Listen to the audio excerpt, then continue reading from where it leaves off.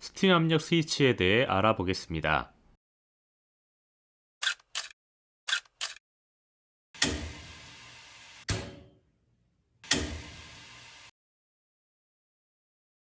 스팀 압력 스위치는 스팀의 압력을 조절해주는 장치인데요.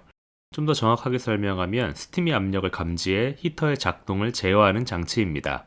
머신을 켜면 모터 펌프와 솔레노이드 밸브가 작동되면서 물이 유입되고 수위 조절기가 감지할 만큼 물이 채워지면 물의 유입이 멈추게 됩니다. 그럼 히터가 히팅을 시작하고 물이 끓어 수증기가 생기면 진공방지기가 공기를 배출하고 스팀 압력으로 분출구를 막으면 스팀이 채워지면서 보일러 내부의 압력이 점점 올라가게 되는 거죠. 이때 스팀 압력 스위치가 압력을 감지하고 히팅을 더 할지 멈출지 결정하게 됩니다. 일반적으로 보일러의 압력을 1바 내외로 설정하는데 이 설정값을 유지해주는 부품이 바로 이 스팀 압력 스위치인 거죠. 최근에는 온도 센서로 많이 대체되고 있지만 아직 이 스팀 압력 스위치를 사용하는 머신이 많습니다. 그런 스팀 압력 스위치의 구조와 작동 원리에 대해 살펴보겠습니다. 커피 머신 내부에 이렇게 검은색 뭉치가 보인다면 스팀 압력 스위치로 히팅을 제어하는 모델인데요. 이 검은색 케이스를 열어보면 내부 구조가 보이게 됩니다.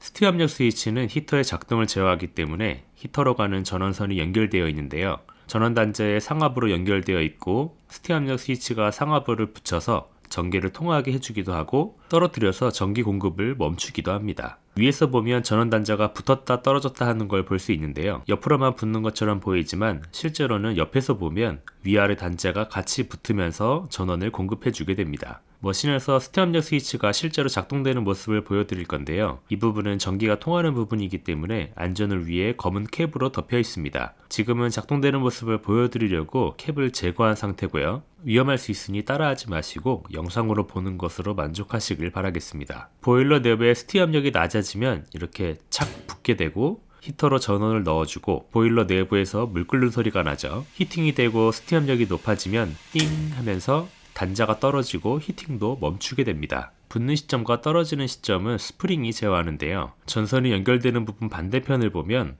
하부판을 누르는 스프링이 있는데 이 스프링의 장력으로 전원을 연결할지 전원을 차단할지 결정하게 됩니다.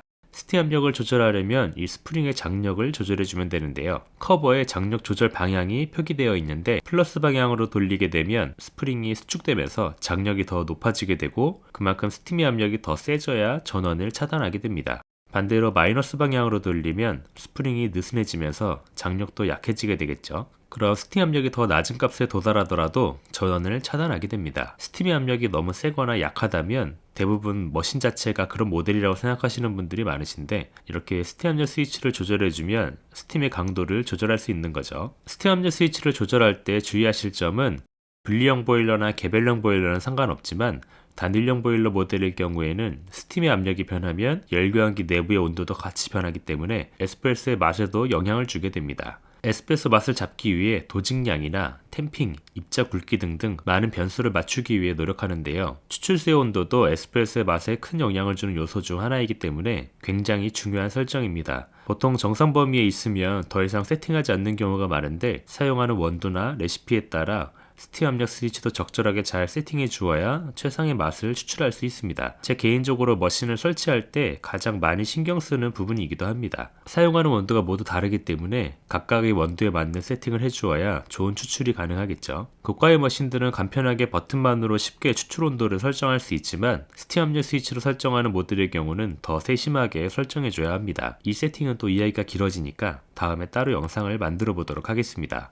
스팀을 사용해서 스팀압이 떨어졌거나 시간이 지나서 보일러의 온도가 떨어지고 스팀압이 스프링의 장력보다 낮아졌다면 다시 스팀 압력 스위치가 연결되면서 히팅해주게 되고 온도가 올라가고 스팀의 압력이 높아지고 스팀압이 스프링의 장력보다 높아지면 전원을 차단하고 히팅을 멈추게 되는 거죠.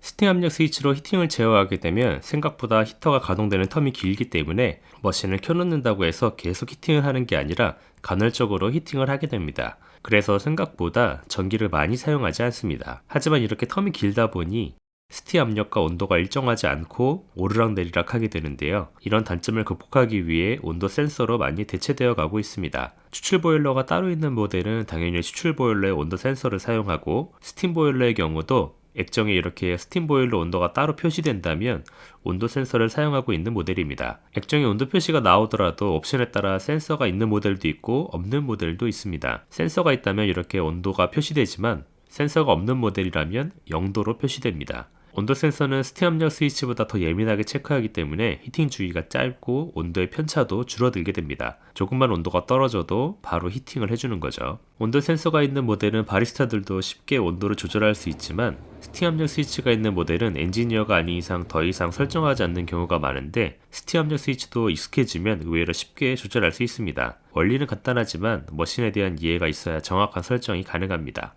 실제로 설정하는 방법도 따로 영상을 만들어 보도록 하겠습니다. 감사합니다.